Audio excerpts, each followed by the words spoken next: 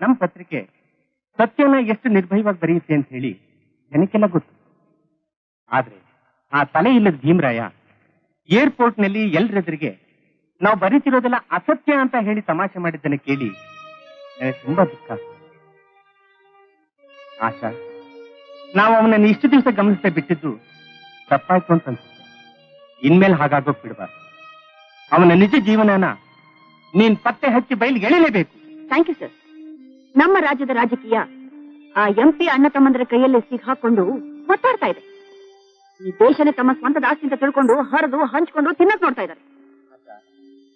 ಪ್ರಜಾಪ್ರಭುತ್ವದಲ್ಲಿ ಪ್ರತಿಯೊಬ್ಬ ಪ್ರಜೆಯೂ ನಾಯಕನೇ. ಆದರೆ ಪ್ರತಿಯೊಬ್ಬರೂ ರಾಜ್ಯ ಆಳಕ್ ಆಗಲ್ಲ ಅಂತ ಹೇಳಿ ಪ್ರಜೆಗಳು ಪ್ರತಿನಿಧಿಗಳನ್ನ ಚುನಾಯಿಸ್ತಾರೆ. ಆ ಪ್ರತಿನಿಧಿಗಳು ತಾವು ಪ್ರಜಾ ಸೇವಕರು ಅನ್ನೋದನ್ನೇ ಮರೆತು ಪ್ರಜಾಭಕ್ಷಕರಾಗಿ ನಡ್ಕೊಳ್ತಾರೆ. ಇಂಥವರ ನಿಜ ಜೀವನವನ್ನ ಪತ್ತೆ ಮಾಡಿ ಪ್ರಜೆಗಳೇ ಶಿಕ್ಷಿಸುವ ಹಾಗೆ ಮಾಡೋದು ನಮ್ಮ ಕರ್ತವ್ಯ. ಸರ್, ಪತ್ರಿಕೋದ್ಯಮದಲ್ಲಿ ನೀವು ದೊಡ್ಡವರು. ನೀವು ತೋರಿಸಿದ ದಾರಿಯಲ್ಲಿ ನಡೀತೀನಿ, ಕೊಟ್ಟದನ್ನ ನಿರ್ವಂಚನೆಯಿಂದ ಮಾಡ್ತೀನಿ. ಅಪ್ಪ ಹೇಗಿದ್ದೀರಾ? ನಾನು ಮನೆಯಲ್ಲಿರೋನು ಹೇಗಿದ್ರೇನಮ್ಮ, ನೀನ್ ಮಾಡ್ತಾ ಇರೋ ಕೆಲಸ ಸ್ವಲ್ಪನೂ ಹಿಡಿಸ್ತಾ ಇಲ್ಲ. ಯಾಕಪ್ಪ? ಗೊತ್ತು ಇಲ್ದೆ ಈಗ ಹೋಗಾಟ ಬರಾಟ, ಕಾಲ ಬೇರೆ ಚೆನ್ನಾಗಿಲ್ಲ. ಅಪ್ಪ, ಯಾವಾಗ ಕೇಳಿದ್ರು ಈ ಹಾಡನ್ನೇ ಹಾಡ್ತಿರ್ತೀರಲ್ಲ. ಈ ಉದ್ಯೋಗ ಅಂದ್ರೆ ನನಗೆ ತುಂಬಾ ಇಷ್ಟ. ಅದಕ್ಕೆ ಹಠ ಮಾಡಿ ಜರ್ನಲಿಸ್ಟ್ ಆಗಿರೋದು. ಅಪ್ಪ, ಈ ಪೆನ್ನಿನಿಂದ ದ್ರೋಹಿಗಳನ್ನ, ವಂಚಕರನ್ನ, ಕೆಟ್ಟವ್ರನ್ನ ಗಡಗಡ ಅಂತ ನಡಗಿಸ್ಬಿಡಬಹುದು. ಅಪ್ಪ, ಈ ಉದ್ಯೋಗದಿಂದ ಜೀವನ ನಡೆದಾಗುತ್ತೆ, ಜನಸೇವೆನೂ ಮಾಡ್ದಂಗಾಗುತ್ತೆ. ಅಯ್ಯೋ ಅಮ್ಮ, ಯಾಕೆ ಏನಾಯ್ತೆ? ಹಸು ಪ್ರಾಣ ಹೋಗ್ತಾ ಇದೆ. ಹೊಟ್ಟೆ ತುಂಬಿಸ್ಕೊಂಡು ನಿಧಾನವಾಗಿ ಮಾತಾಡ್ತೀನಿ. ಇಲ್ಲಿಗೆ ನನ್ನ ಮಾತು ಸಾಕು. ಬಟ್ಟೆ ಬದಲಾಯಿಸ್ಕೊಂಡು ಬರ್ತೀನಿ. ಅಮ್ಮ, ಬೇಗ ಊಟ ರೆಡಿ ಮಾಡು. ಅಮ್ಮ, ಹಸು.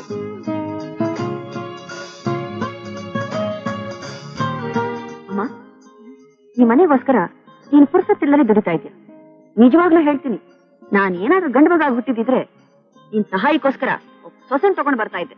ಆದ್ರೆ ಏನ್ ಮಾಡೋದು? ಏನು ಮಾಡ್ಬೇಡ. ನನಗೆ ಹೆಣ್ಮಗಳು ನೀನು, ಗಂಡು ಮಗನೂ ನೀನು. ದೇವ್ರು ನಿನಗೆ ತುಂಬಾ ಆಯಸ್ ಕೊಟ್ಟು ಚೆನ್ನಾಗಿಟ್ಟಿದೆ. ಚಟ್ನಿ ಹೇಗಿದೆಯಮ್ಮ? First class. ಖಾರ ಇಷ್ಟಿರ್ಬೇಕು. ನೋಡಿದ್ಯಾ, ಮರ್ತ್ಬಿಟ್ಟಿದೆ.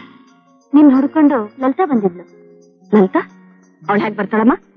ಟೀಚರ್ ಕೆಲ್ಸಕ್ಕೆ ಅಂತ ಹಳ್ಳಿಗೆ ಹೋಗ್ಲಿಲ್ವಾ? ಆ ಕೆಲ್ಸ ಸಿಕ್ಲಿಲ್ವಂತೆ. ಯಾಕೆ? ಅದೆಲ್ಲ ಕೇಳ್ಬೇಡ ಆಶಾ. ಹಾಳಾದವನ್ನ ಜ್ಞಾಪಿಸ್ಕೊಳಕ್ಕೆ ನನಗಿಷ್ಟವಿಲ್ಲ. ಒಂಟಿ ಹಸುನ ಹುಲಿ ಅಟ್ಟಿಸ್ಕೊಂಡ್ ಬಂದ ಹಾಗೆ ನನ್ನನ್ನು ಅಟ್ಟಿಸ್ಕೊಂಡ್ ಬಂದ ಅವನು. ಕಾಪಾಡಿ ಅಂತ ಕಿರ್ಚ್ಕೊಂಡೆ. ಸಹಾಯಕ್ಕೆ ಯಾರು ಬರ್ಲಿಲ್ವಾ? ಇಲ್ಲ ಕಣೆ. ಲಲಿತಾ, ಆ ಊರ್ನಲ್ಲಿ ಯಾರು ಗಂಡಸರೇ ಇಲ್ವಾ? ಆ ರೌಡಿನ್ ಕಂಡ್ರೆ ಆ ಊರ್ನವ್ರಿಗೆಲ್ಲ ಭಯ ಕಣೆ. ನಾನ್ ಓಡ್ ಬರುವಾಗ ಅವರೆಲ್ಲ ಬಾಗಿಲು ಬಿಚ್ಕೊಂಡ್ರು. ಅಷ್ಟು ಪವರ್ಫುಲ್ ರೌಡಿ ಯಾರು? ಭೀಮರಾಜು. ಅವ್ರಣ್ಣ ರಾಮರಾಜು ಅಂತ. ರಾಮರಾಜು ದೊಡ್ಡ ಪಾಲಿಟಿಷಿಯನ್, ಕಿಂಗ್ ಮೇಕರ್. ಹಳೆ ಹೆಗ್ಣ ಕಣೆ. ಒಳ್ಳೆ ನ್ಯೂಸ್ ಕೊಟ್ಟೆ. ಆಮೇಲೆ ನಾನು ಅವನ ಕೈಗೆ ಸಿಕ್ಕಿ ಸತ್ತೇ ಹೋದೆ ಅನ್ಕೊಂಡಿದ್ದೆ. ಆ ಸಮಯಕ್ಕೆ ಒಬ್ಬ ಪುಣ್ಯಾತ್ಮ ಬಂದು ಆ ರೌಡಿನ ಚೆನ್ನಾಗಿ ಒದ್ದು ನನ್ನ ಸೇವ್ ಮಾಡ್ದ ಕಣೆ. Very good. ಹೀರೋ ಬಂದ, ವಿಲನ್ನ ಚಚ್ದ. ಆಪತ್ ಬಾಂಧವ ಯಾರೇ? ಭರತ್ ಅಂತ, ಇದೇ ಊರೇ. Martial arts teacher.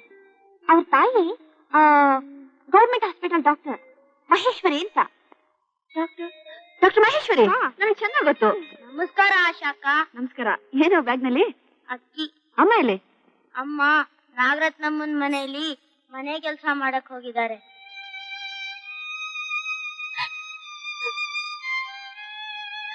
ಲಲಿತಾ, ಅಳಬೇಡ ಕಣೆ. ನಿನಗೊಂದು ಒಳ್ಳೆ ಕಾಲ ಬರುತ್ತೆ. ನಿನ್ ಕೆಲಸದ ಬಾಯಿಗೆ ಮಣ್ಣು ಹಾಕದ್ನಲ್ವಾ ಭೀಮರಾಜು?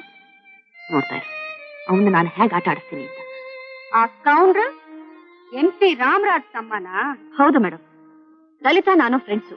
ಅಲ್ಲೇನ್ ನಡೀತು ಅಂತ ನನಗೆಲ್ಲ ಹೇಳಿದ್ಲು. ಹೌದು, ಹೀರೋನ ಒಂದ್ಸಲ ನೋಡ್ಬೇಕಿತ್ತಲ್ಲ. ಯಾವ ಹೀರೋಮ? ಅದೇ ಮೇಡಮ್, ನಿಮ್ ಮಗ. Martial arts expert.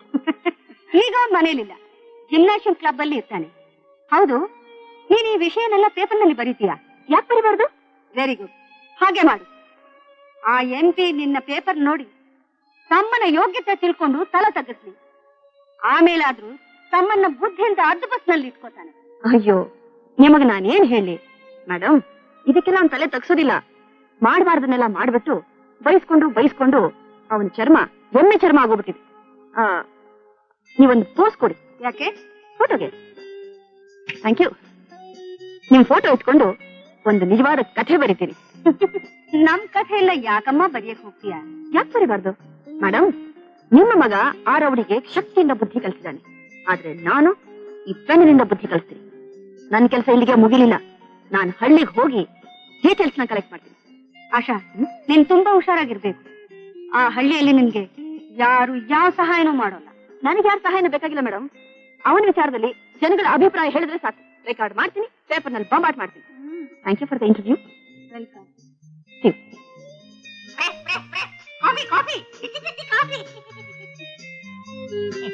ಮೇಡಮ್, ನಂದು ಒಂದೇ ಒಂದು ಫೋಟೋ.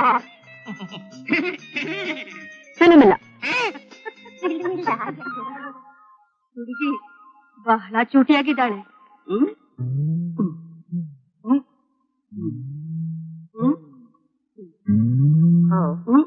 Excuse me.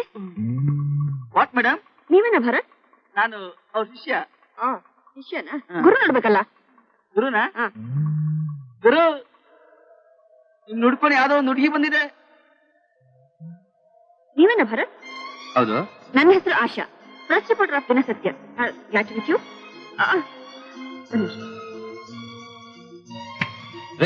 ನಂದಾಕ್ರಿ ಫೋಟೋ ತೆಗಿತೀರಾ ಸರ್?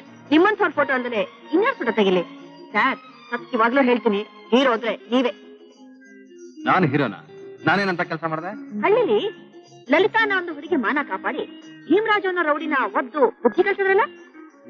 ಇದಾಗ್ಲೇ paper ಬಂದ್ಬಿಡ್ತಾ news. ಲಲಿತಾ ನನ್ನ ಫ್ರೆಂಡು ಸರ್. ಆಮೇಲೆ ಇನ್ನೊಂದು ವಿಷಯ ಗೊತ್ತಾ? ಏನೋ? ನಿಮ್ಮಿಂದ ಓದೇ ತಿನ್ನಲ್ಲ ಭೀಮರಾಜು, ಅವನು ರೂಲಿಂಗ್ ಪಾರ್ಟಿ ಲೀಡರ್ ರಾಮರಾಜ್ ಅವ್ರ ತಮ್ಮ. ಆಮೇಲೆ ಆ ವಿಷಯ ಪೇಪರ್ ನಲ್ಲಿ ಬರ್ದಲೇ ಇರುತ್ತಾ? ನಾನೀಗ ಎಲ್ಲಿ ಹೋಗ್ತಾ ಇದ್ದೀನಿ ಗೊತ್ತಾ ಸರ್? ಅಯ್ಯೋ ಕೇಳಿ ಸರ್. ನೀವೇ ಹೇಳ್ಬಿಡಿ. ನೀವ್ ಕೇಳಿ ಸರ್, ಎಲ್ಗೆ ಅಂತ? ಸರಿ, ಎಲ್ಲಿಗೆ ಹೊರಟಿದ್ದೀರಾ ಹೇಳಿ. ಆ ಪುಣ್ಯಕ್ಷೇತ್ರಕ್ಕೆ. ಇಷ್ಟು ಚಿಕ್ಕ ವಯಸ್ಸಲ್ಲೇ ಯಾಕೆ ಪುಣ್ಯಕ್ಷೇತ್ರಕ್ಕೆ ಹೋಗ್ತಿದ್ದೀರಾ? ಅದಲ್ಲ ಸರ್, ನೀವು ಮೊದ್ದು ಗರ್ವಭಂಗ ಮಾಡಿದ್ರಲ್ಲ ಮಾನಿನಿಪುರ, ಆ ಪುಣ್ಯಕ್ಷೇತ್ರಕ್ಕೆ ಬರ್ತೀನಿ ಸರ್. ಅಲ್ಲಿಂದ ಬಂದ್ಮೇಲೆ ನಿಮ್ ಕ್ಲಬ್ ಅಲ್ಲಿ ಮೆಂಬರ್ ಆಗ್ತೀನಿ. ಸೀರಿಯಸ್.